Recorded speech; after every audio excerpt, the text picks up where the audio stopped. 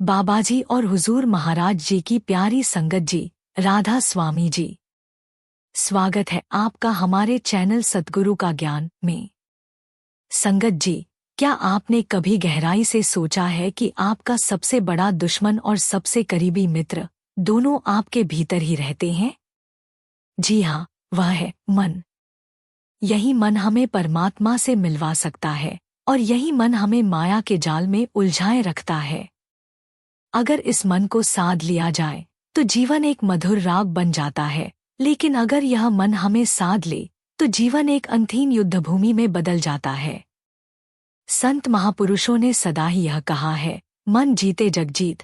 लेकिन सवाल यह है कि यह मन आखिर हमें भक्ति के मार्ग से दूर क्यों करता है? क्योंकि संगत जी, मन को माया बहुत पसंद है। मन को भक्ति नहीं, भोग भाते हैं। यह नहीं चाहता कि हम अपने आत्मिक स्वरूप को पहचानें। यह नहीं चाहता कि हम अपने परमपिता से जुड़े, क्योंकि अगर ऐसा हुआ तो इसकी सत्ता समाप्त हो जाएगी। मन माया का गुलाम है और जो खुद बंधा हो वह दूसरों को मुक्ति कैसे दे सकता है? यही कारण है कि यह मन कभी हमें भक्ति का रस चखाने लगता है तो कभी हमें अहंकार, मोह, वासना और क्रोध की दलदल में धकेल देता है। यही मन है जो एक पल प्रभु चरणों में नम्रता से झुकता है और अगले ही क्षण संसार की चकाचौंध में खो जाता है।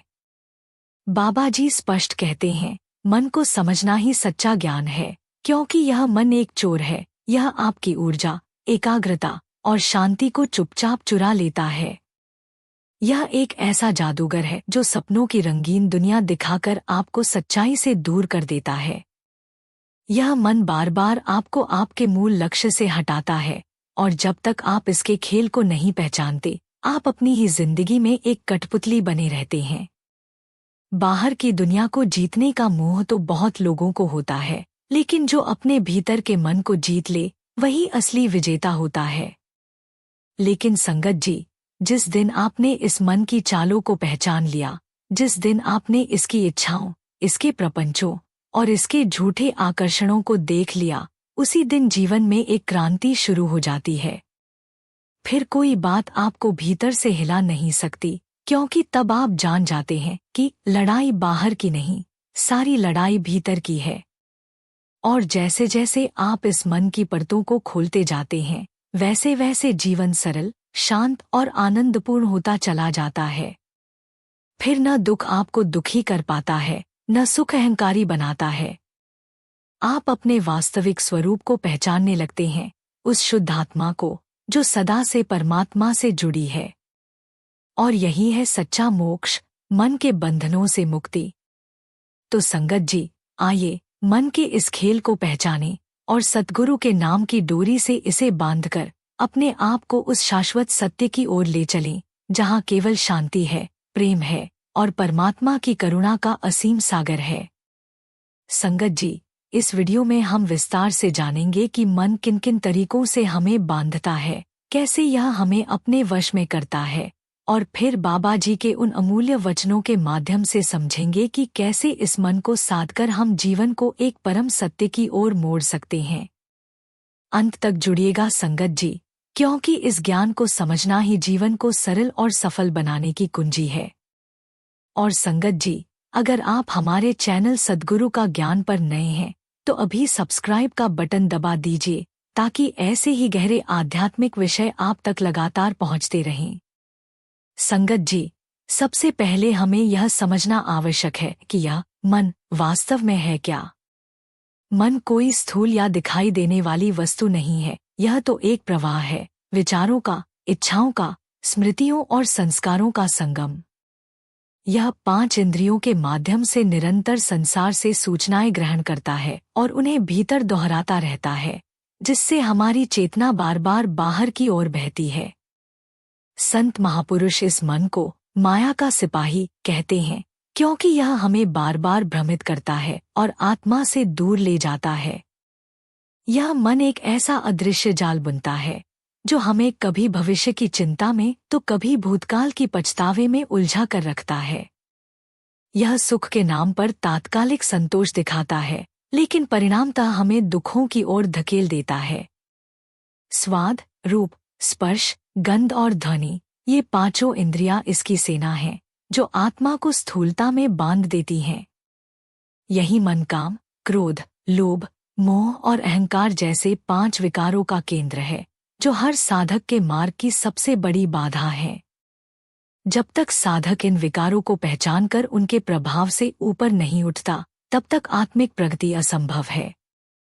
बाबा जी बार बार समझाते हैं कि इस चंचल मन को वश में करने का एकमात्र मार्ग है सद्गुरु के नाम का सुमिरन। नाम की शक्ति ही इस मन को पकड़ने में सक्षम है, जो हर दिशा में भटक रहा होता है। साथ ही सेवा और सत्संग इस मन को बार बार उसका असली चेहरा दिखाते हैं और उसे संयमित करने का अवसर देते हैं। ध्यान की साधना से इस मन की गति धीमी होती है और जब विचारों का प्रवाह रुकता है तो उनके अंतराल में आत्मा की झलक मिलने लगती है। व्यावहारिक रूप से जीवन में अनुशासन, अमृतवेला में उठकर सुमिरन करना और हर प्रतिक्रिया को जागरूकता से देखना, ये अभ्यास मन को धीरे धीरे नियंत्रण में लाते हैं। और संगत जी, जब मन शांत होता है तब भीतर एक अवर्णनीय शांति, स्थिरता और निर्मलता जन्म लेती है। फिर परिस्थितियां चाहे जैसी भी हों, जीवन के निर्णय सरल लगने लगते हैं और एक आंतरिक विश्वास पैदा होता है कि सब कुछ ठीक है। यही सच्चा अर्थ है जीवन आसान हो जाना। संघर्ष तो होंगे, लेकिन भीतर का आकाश शांत और विशाल बना रहेगा।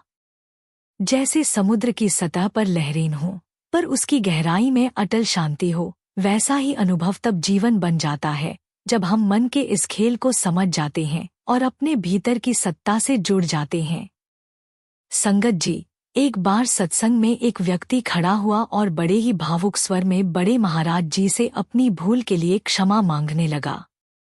उसकी विनम्रता ऐसी थी कि उसने अपने गले में जूतों की माला डाल रखी थी, जैसे वह अपने मन और शरीर को सार्वजनिक रूप से दंडित कर रहा हो। उसके चेहरे पर पश्चाताप साफ झलक रहा था, पर बड़े महाराज जी शांत थे। उन्होंने बहुत ही गहरी बात कही, जो आत्मा को झकझोर देने वाली थी। शरीर को सजा देने से क्या फायदा, जब असली अपराधी यानी मन तो आजाद घूम रहा है।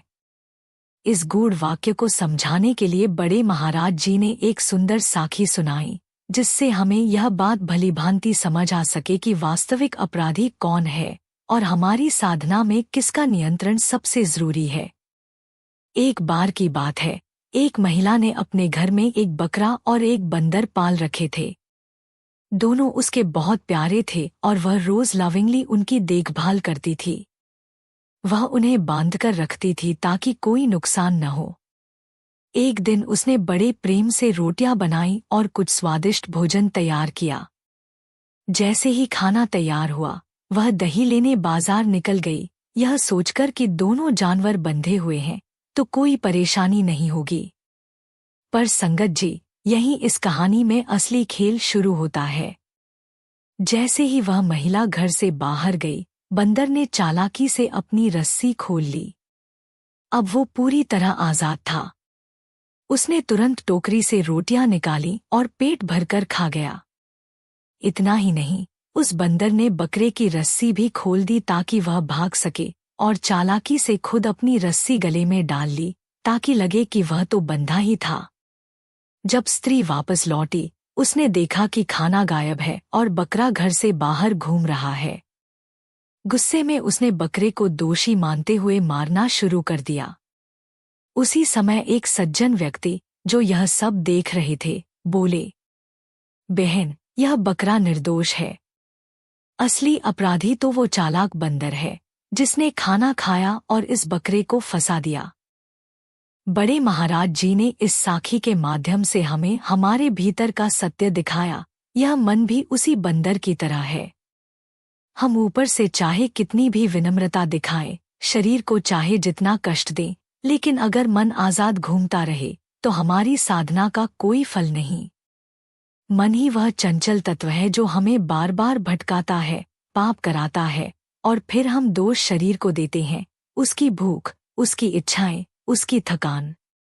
लेकिन सच्चाई यह है कि शरीर तो बकरा है, असली चालाकी तो मन करता है। बाबा जी हमें बार बार यही सिखाते हैं कि साधना की असली शुरुआत मन की सफाई से होती है। अगर मन शांत, नियंत्रित और सुमिरन में स्थित नहीं है, तो शरीर चाहे जितनी भी तपस्या कर ले, वह केवल एक दिखावा बनकर रह जाएगी।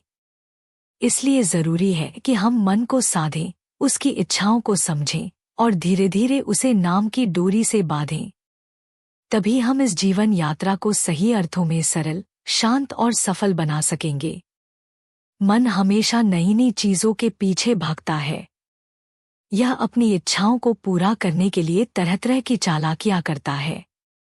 महाराज सावन सिंह जी ने कहा है, मन लज्जत का आशिक है। जब इसे पहले से कोई अच्छी चीज मिल जाए, तो यह पहली को छोड़ देगा और दूसरी के पीछे दौड़ पड़ेगा। हमारा शरीर इस मन की शरारतों का शिकार होता है। लेकिन अगर हमें अपनी आत्मा को शुद्ध करना है और सच्चे मार्ग पर चलना है, तो हमें अपने मन को वश में करना होगा। इस साखी में बड़े महाराज जी ने हमें यह भी बताया कि हमारे मन की प्रवृत्तियां कितनी चालाक होती हैं। जैसा कि बाबा जी कहते हैं, मन लज्जत का आशिक है। जब इसे पहले से कोई अच्छी चीज मिल जाए, तो यह पहली को छोड़ देगा और दूसरी के पीछे दौड़ेगा। यह वाक्य हमें यह समझाने में मदद करता है कि हमारा मन हमेशा उत्तेजनाओं और इच्छाओं के पीछे भागता रहता है, चाहे वह किसी भी रूप में क्यों न हो। हमारा मन यह कभी नहीं चाहता कि हम संतुलित रहें, बल्कि यह हमेशा हमें बाहरी चीजों की ओर आकर्षित करता है। इस तरह से मन अपनी इच्छाओं के कारण हमें असंतुष्ट बनाए रखता है। जैसे बंदर ने बकरे को फंसा दिया और अपनी रस्सी को गले में डाल लिया, वैसे ही मन हमें अपनी इच्छाओं के जाल में फंसाता है। बाबाजी ने हमेशा हमें बताया है कि हमारा मन भी इस बंदर की तरह है।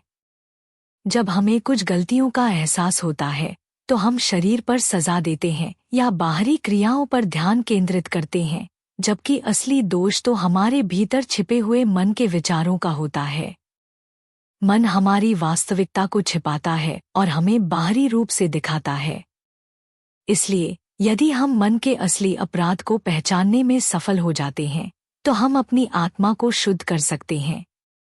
इस साखी का मुख्य संदेश यह है कि हमें अपने मन को काबू में रखना सीखना चाहिए। अगर हम अपने मन को सही दिशा में नहीं चलाते, तो हम सच्ची साधना और शांति प्राप्त नहीं कर सकते। बकरा और बंदर की तरह हमारे शरीर को कभी कभी ऐसी स्थितियों का सामना करना पड़ता है जिनका दोष मन पर है। इसलिए हमें यह याद रखना चाहिए कि हमारे मन के विचार और इरादे ही हमारे वास्तविक शत्रु होते हैं। बाबाजी की टीचिंग्स हमें यह सिखाती हैं कि मन को साधना और वश में करना ही असली साधना है। जब हम अपने मन को सही दिशा में ले जाएंगे, तब हम न केवल अपने जीवन में शांति और संतुलन पा सकेंगे, बल्कि हम अपनी आत्मा की शुद्धि की ओर भी बढ़ सकते हैं। हम सभी जानते हैं कि इस संसार में हम अपने शरीर और मन के बीच एक संघर्ष में रहते हैं। हमारा शरीर और मन दोनों अलग अलग इच्छाएं रखते हैं और कभी कभी ये इच्छाएं हमें भ्रमित कर देती हैं। बड़े महाराज जी, हमारे प्यारे बाबा जी, हमें यह समझाते हैं कि असली शांति और आत्मा की उन्नति का मार्ग इस संघर्ष से मुक्ति पाने में है। अगर हम अपने मन को काबू नहीं कर पाते, तो हमारी आत्मा कभी भी अपने असली उद्देश्य को प्राप्त नहीं कर सकती। इस साखी में जो संदेश है, वह यही है कि हमें अपने मन को समझकर उसे सही दिशा में मोड़ना चाहिए। मन हमेशा भौतिक और सांसारिक जीवन की ओर खींचता है। यह संसार की इच्छाओं और भोगविलास की ओर हमेशा आकर्षित रहता है।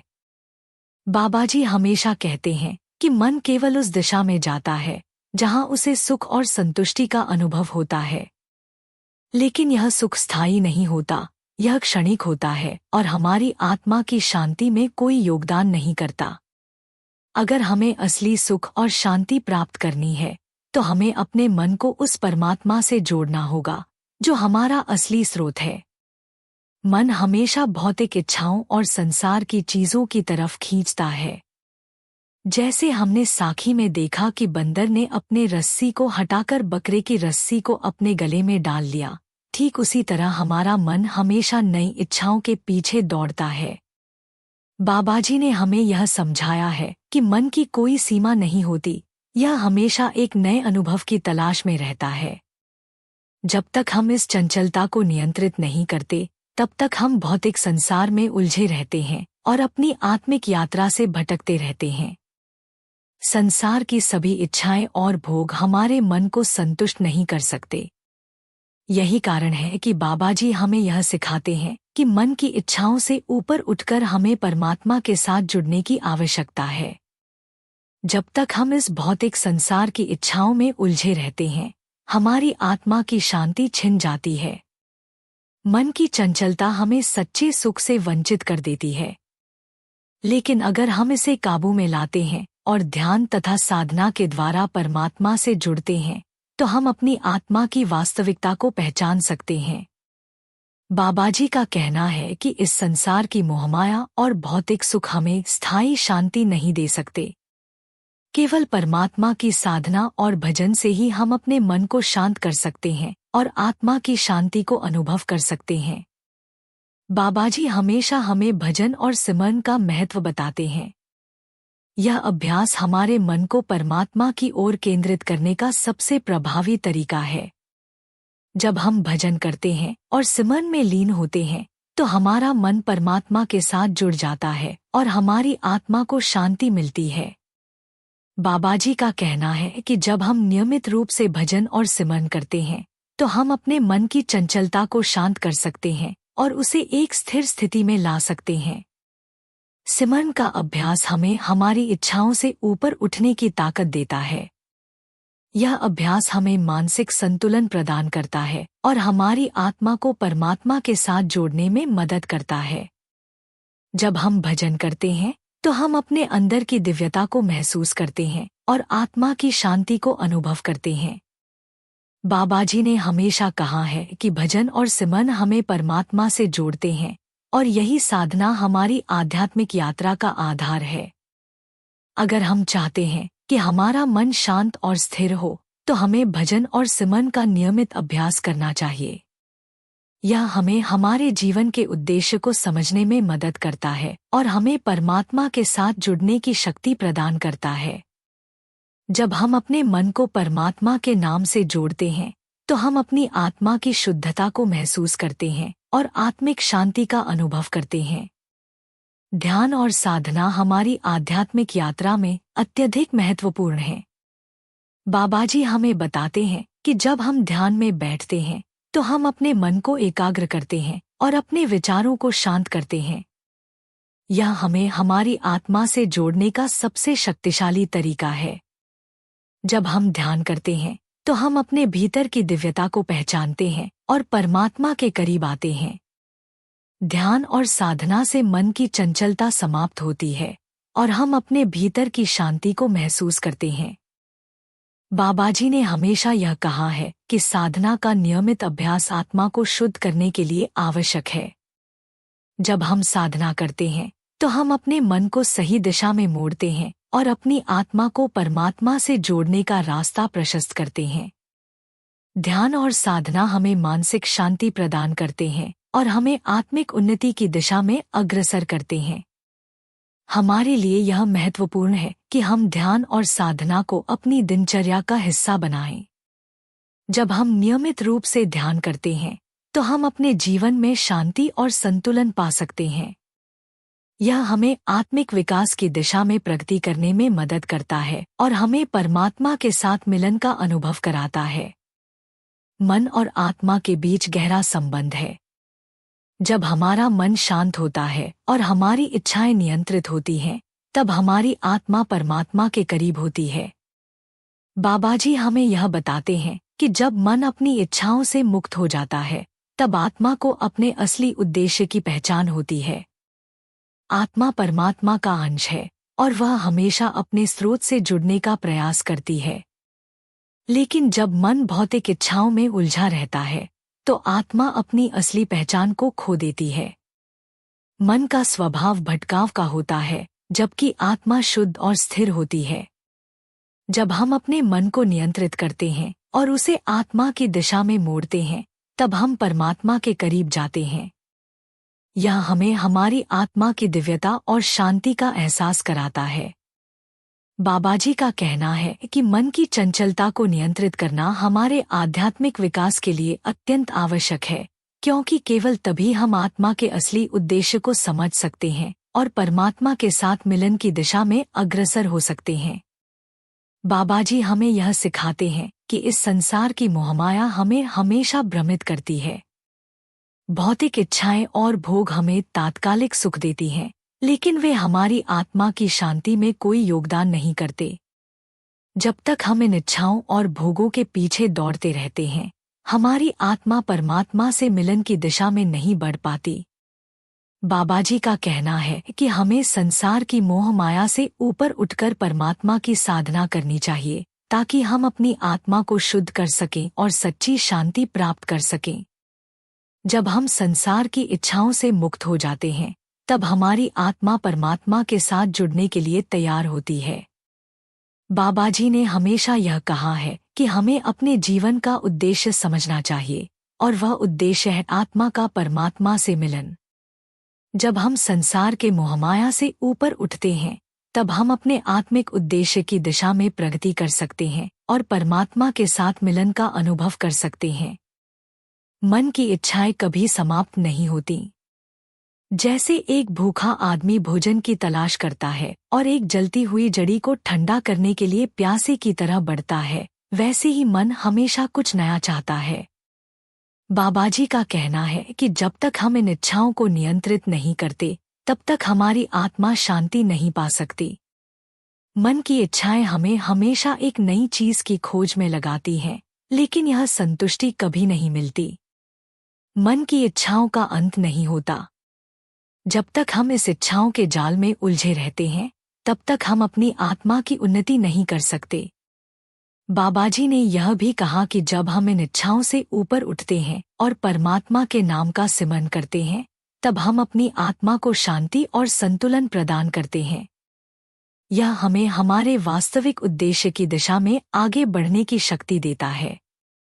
बाबाजी का यह संदेश हमेशा हमारे दिलों में गूंजता है कि मन और आत्मा के बीच संघर्ष तब तक चलता रहेगा जब तक हम अपने मन को सही दिशा में नहीं मोड़ते।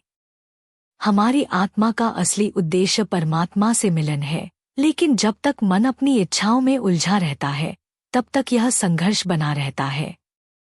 बाबाजी हमें यह समझाते हैं कि जब हम अपने मन को काबू में लाते हैं और ध्यान तथा साधना के माध्यम से अपनी आत्मा को शुद्ध करते हैं, तब यह संघर्ष समाप्त होता है और हम आत्मा के वास्तविक उद्देश्य को पा सकते हैं। इस साखी के माध्यम से हमें यह शिक्षा मिलती है कि मन और आत्मा के बीच संघर्ष स्वाभाविक है, लेकिन अगर हम सही साधना और भजन करते हैं, तो हम इस संघर्ष से मुक्ति पा सकते हैं। बाबाजी की शिक्षाएं हमें हमारे आत्मिक उद्देश्य की दिशा में अग्रसर करती हैं और हमें परमात्मा के साथ जुड़ने का रास्ता दिखाती हैं। जब हम अपने मन को शांत करते हैं और सच्ची साधना करते हैं, तो हम आत्मा की शांति और दिव्यता का अनुभव करते हैं। मन को काबू में रखना ही सच्ची साधना है। अगर हम अपने मन को काबू में कर लें, तो हमारी आत्मा को भी शांति मिल सकती है। बाबाजी हमें यह सिखाते हैं कि आंतरिक शांति केवल तब मिल सकती है जब हम अपने मन को समझें और उसे सही मार्ग पर चलने का अवसर दें। यह साखी हमें हर दिन अपने मन पर ध्यान रखने और उसे संतुलित करने की प्रेरणा देती है। संगत जी, हम सभी जानते हैं कि जीवन एक अद्भुत यात्रा है और इस यात्रा में प्रभु का नाम और उनके उपदेश ही हमें सच्चे मार्ग पर चलने की शक्ति देते हैं। अगर आपको यह वीडियो और इसके संदेश पसंद आए हों, तो कृपया इसे दिल से लाइक करें, अपने दोस्तों के साथ शेयर करें और हमारे चैनल को सब्सक्राइब करना न भूलें। इस तरह हम सभी मिलकर एक मजबूत और प्रेममयी संगति बना सकते हैं। भगवान का नाम सबके दिलों में बसा रहे, यही हमारी दुआ है। राधा स्वामी जी।